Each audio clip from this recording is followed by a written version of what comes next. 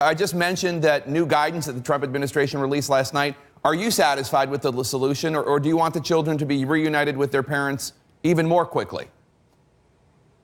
Well, good morning, Jake. Well, the most recent information we have from DHS is they've reunited about 21% of those children that were separated from their families under this new enforcement policy. But you said that this is a mess created by the Trump administration. Jake, this mess goes back decades. We really didn't have an illegal immigration problem when we had the Bracera guest worker program in the 60s. We had circularity of immigration, but farmers unions wanted that thing shut, or farmer worker unions wanted that one shut down.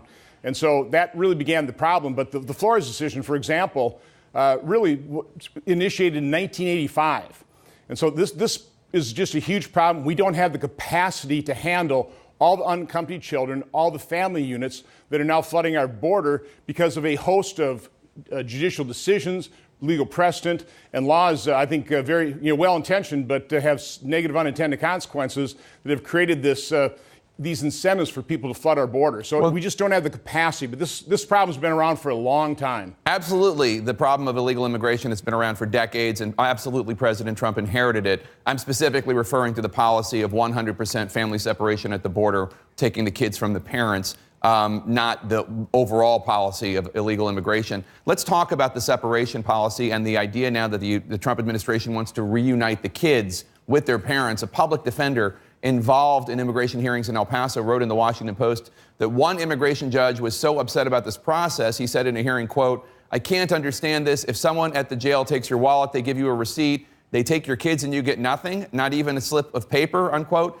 The Trump administration said last night they know where all the kids are, but they're building out better databases to link parents and children. Can you tell our viewers this morning that the Trump administration knows right now which kids belong with which parents? That is what they're claiming. Again, they've reunited 21%. But again, Jake, this is a mess. Here, I want to show a chart. You know how much I like charts. You take a look at what might have caused all this. Go back to 2008, 9, 10, 11. Prior to DACA, we had about 4,000 unaccompanied children from Central America coming in here. And then President Obama instituted Deferred Action on Childhood Arrival, and you can see the results. Since that point in time, over 200,000 unaccompanied children have come in from Central America. In addition to that, if you take a look at family units, we have more than 339,000 family units have come in because of our laws, because of the way we treat them. It creates an incentive. So if you total that all up, it's almost 900,000 individuals coming to this country illegally because of our laws and legal precedent. 900,000. We have family detention centers with about 3,300 beds. We have adult ICE detention centers with about 23,000 beds. We don't have the capacity for hundreds of thousands of people trying to get in this country illegally. Well, so we need to make that a legal process. But we have to fix our laws. We have to end those incentives.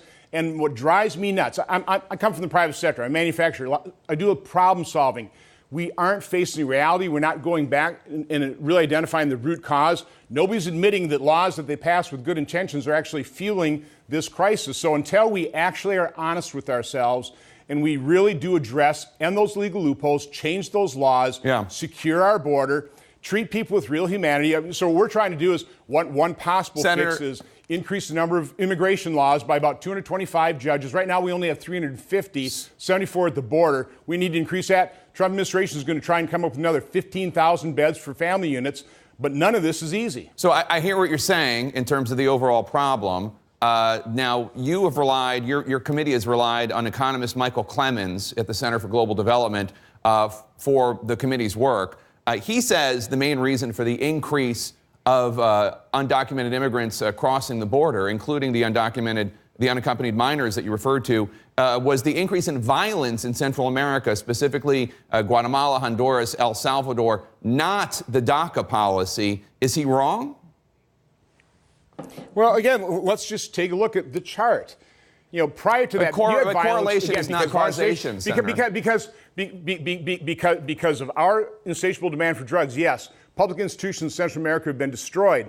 But they were destroyed prior to 2012. In DACA, we were having 4,000 kids on average coming in from Central America. Now the average is well over 30,000, more than 200,000 since 2012. So I don't know. It's a pretty strong correlation that might, just indicate causation as well. So okay. Yeah, again, there are many causes to this. Part of it is our insatiable demand for drugs, but one of the reasons we have to secure our border is because drugs, heroin, is also flowing over that unsecure border. So we have to secure our border. President Trump's trying to grapple with that reality, unlike President Obama, which basically instituted a catch-and-release program, fueling the crisis with families as well. Can I just ask you, Senator, are you confident that the Trump administration has the data and will be able to reunite the remaining 80% of these 2,300 kids with their parents? Do you know that you're the chairman of the Homeland Security Committee in the Senate? You would know, theoretically, does the U.S. government have the skills, do they have the information to reunite these kids, as First Lady Melania Trump says she wants to have happen? So they are saying they do. We'll continue our oversight on that, but the track record in the prior administration wasn't particularly good either. We've held a hearing. Rob Portman, subcommittee under mine, the permanent subcommittee investigation, looked into the lack of coordination between DHS, who with unaccompanied children has to turn those unaccompanied children over to HHS within 72 hours, and they literally lost track of, I think it was about 1,500 kids out of about 7,500 when they're looking. You keep talking about the Obama administration. I know this is within the Obama administration, and then the Trump administration trying to check on the sponsors and unaccompanied children that had been sent into HHS. So again, Jake, this is an incredibly complex problem. It's primarily we don't have the capacity to handle this flood. So the goal of our policy literally ought to be to reduce that flow. And we have history in terms of how to do this. Michael Chertoff faced the same problem with Brazilians flooding this country in 2005. 31,000 Brazilians started. They called the operation Texas Hold'em. They immediately apprehended the Brazilians and they sent them right back home. So, the next year is 1,500 Brazilians. Within 3 years, less than 1,000. So we learned from that. Right. If you literally apprehend, quickly process, and then return people trying to get in this country illegally, it discouraged further illegal immigration. That's not what we've been doing. We've been encouraging illegal immigration. Is your committee going to hold hearings on the separation of 2,500 children from their parents? Is that something that you think that your committee should provide oversight over and try to find out more about? Well, right now we're providing oversight by getting information from DHS, and yeah, we're on the case. We've held over 24 hearings on some aspect of our unsecured border. I'm looking at producing a piece of legislation myself that might come through our jurisdiction as opposed to Judiciary Committee as well. A bunch of us are working on this. This is a problem. We all want to fix it, but we have to do the root cause analysis. We can't rely on demagoguery. We can't look at just all the rhetoric around this thing. We actually have to look at facts. We have to actually solve the problem, which we have not done. One of the things we've done in those hearings is I go back to 1986 and I list about 6 or 7 laws that have been passed to fix the problem.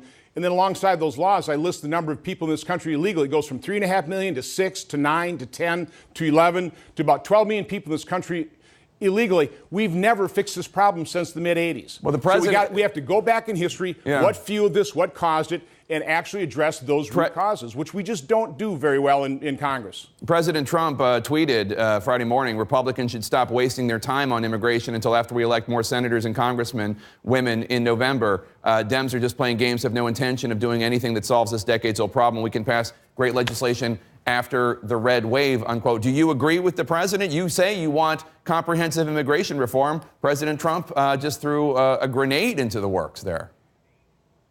Well, I'm going to keep working on it, and I'll work in good faith with the members of my committee. We really have a pretty nonpartisan committee. Work real well. We pass all kinds of pieces of legislation. So I'll work with Ranking Member Claire McCaskill and Heidi Heitkamp and Doug Jones and Gary Peters, Maggie Hassan. Hopefully these are some individuals who want to solve this problem, and I want to work with them in good faith to do it. I've got a real good track record doing that.